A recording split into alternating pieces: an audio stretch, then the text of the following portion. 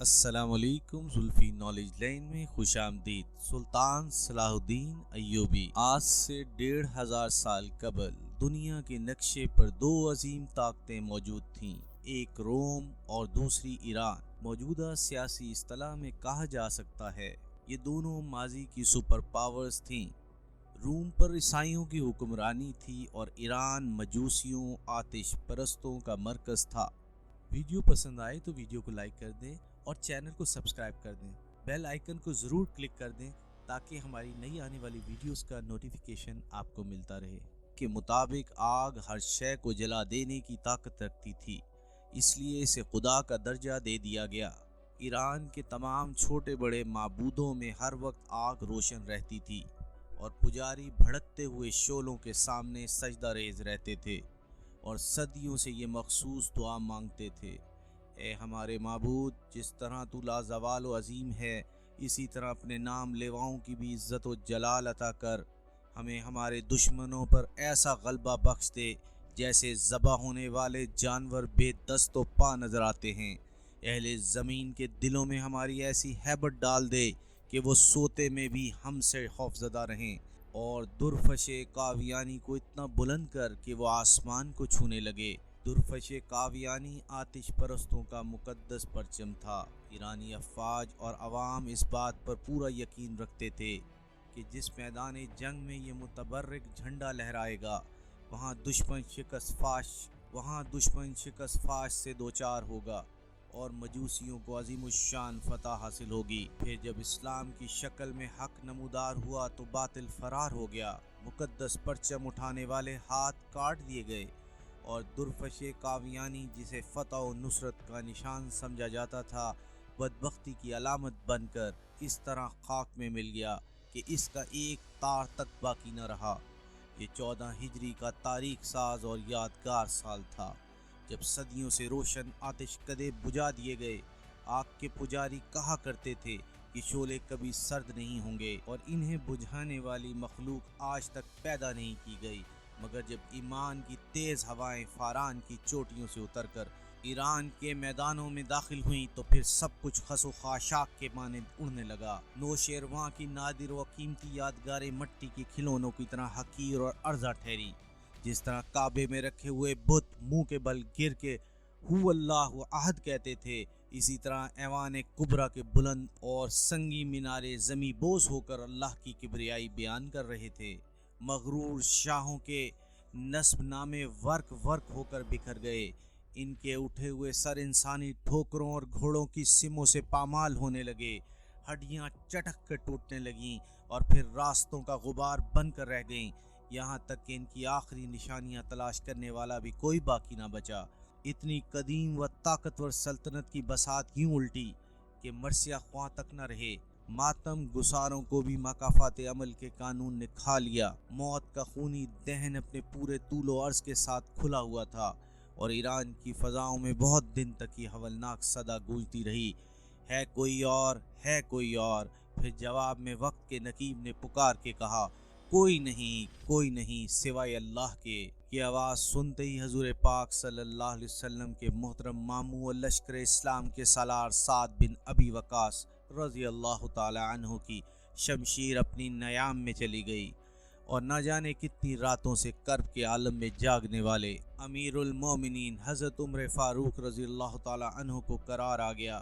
یہ تھا جنگ قادسیہ کا مختصر حال جس نے ایرانیوں کی کمر توڑ کر رکھ دی تھی، اور شہنشاہ یزدگرد کسی زخمی بھیڑیے کی طرح اپنی ہی زمین پر پناہ ڈھونڈتا پھر رہا تھا۔ اہل ایمان کی یلغار جاری رہی یہاں تک کہ مجاہدین اسلام کے گھوڑوں نے مدائن، خوستان، اہواز، نہون، اصفہان، ہمدان، رلے، کرمان، سیستان اور خراسان کو رون ڈالا۔ شہنشاہ یزدگرد فرار ہو کر ترکستان چلا گیا۔ مسلم سالار احنف بن قیس رضی اللہ تعالی عنہ نے ایران کا سارا خزانہ مال غنیمت کے طور پر امیر المومنین کی خدمت میں مدینہ منورہ بھیج دیا۔ زر و جواہر کے اس انبار کو دیکھ کر حضرت عمر رضی اللہ تعالی عنہ رونے لگے۔ پھر آپ نے مسجد نبوی صلی اللہ علیہ وسلم میں حاضر ہو کر اہل ایمان کی اجتماع سے خطاب کرتے ہوئے فرمایا: معبود حقیقی کے نام لیواؤں کو خوشخبری ہو کہ آج مجوسیوں آتش پرستوں کی سلطنت برباد ہو گئی، اب ان کے ملک کی زمین کا ایک ٹکڑا بھی ان کے قبضے میں نہیں رہا۔ خوب جان لو کہ اب آگ کے پجاری وحدہ لا شریک کی عبادت کرنے والوں کو کسی قسم کا نقصان نہیں پہنچا سکتے، اور یہ بھی سن لو کہ اللہ تعالیٰ نے ان کی زمین، ان کے ملک اور ان کی دولت کا وارث تمہیں اس لیے بنایا ہے کہ تمہاری آزمائش کی جا سکے۔ خبردار تم اپنی حالت نہ بدل لینا، ورنہ اللہ بے نیاز ہے، وہ تمہاری جگہ دوسری قوم کو بدل دے گا۔ مجھے اس امت کے لیے خود اس کے افراد سے خوف ہے۔ ایرانیوں کی شکست فاش اور مسلمانوں کی عظیم الشان فتح کی خبریں کیسر روم کے دربار میں بڑی حیرت کے ساتھ سنی گئی۔ کیسر کے ایک درویش وزیر لوکس نے اپنی نشست پر کھڑے ہو کر بسد احترام عرض کیا، اے ہرکل اعظم، مسلمانوں کی یہ پہم فتوحات عیسائیوں کے لیے نیک شگون نہیں ہے۔ اس سے پہلے کہ یہ خونی سیلاب ہمارے سرسبز و شاداب علاقوں کو بہا کر لے جائے، ہمیں ایک مضبوط حصار بنا لینا چاہیے۔ اس سے پہلے کہ وزیر لوکس اپنی بات مکمل کرتا، بوڑھا پادری شہرام اپنی جگہ سے اٹھا اور انتہائی متکبرانہ لہجے میں ہرکل اعظم کیسر روم کو مخاطب کر کے کہنے لگا، شہنشاہ کو معلوم ہونا چاہیے کہ ایرانی آتش پرست تھے، اس لیے آگ کی خوراک بن گئے، مگر ہم اہل صلیب ہیں اور صلیب ہی ہماری محافظ و نگہبان ہے۔ شہرام کے بعد دوسرے پادریوں نے بھی دربار میں پرجوش تقریریں کیں۔ آسمانی باپ اپنے مقدس بیٹے کے صدقے میں مسیحوں پر کبھی آفات و مصائب نازل نہیں کرے گا۔ کیسر روم مکمل طور پر پادریوں کے زیر اثر تھا، اس لیے اس نے اپنے سیاسی مشیر لوکس کی باتوں پر کوئی دھیان نہیں دیا۔ چند سال پہلے بھی انہی پادریوں نے اس وقت ہنگامہ آرائی کی تھی جب کیسر کو سرکار دو عالم صلی اللہ علیہ وسلم کا نام مقدس موصول ہوا تھا، جس میں پیغمبر اسلام نے اسے دین حق قبول کرنے کی دعوت دی تھی۔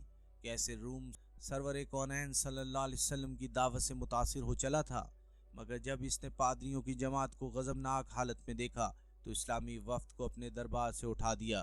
اللہ کے آخری رسول صلی اللہ علیہ وسلم دنیا سے رخصت ہوئے صرف 4 سال کا مختصر ترین عرصہ ہوا تھا۔ دنیا کے بڑے بڑے کاہن، نجومی، سیاست اور جنگ کے ماہرین سوچ بھی نہیں سکتے تھے کہ پیغمبر اسلام صلی اللہ علیہ وسلم کے نام لیوا صحرا کے دامن سے نکل کر ایران جیسی عظیم طاقت کی بساط الٹ کر رکھ دیں گے۔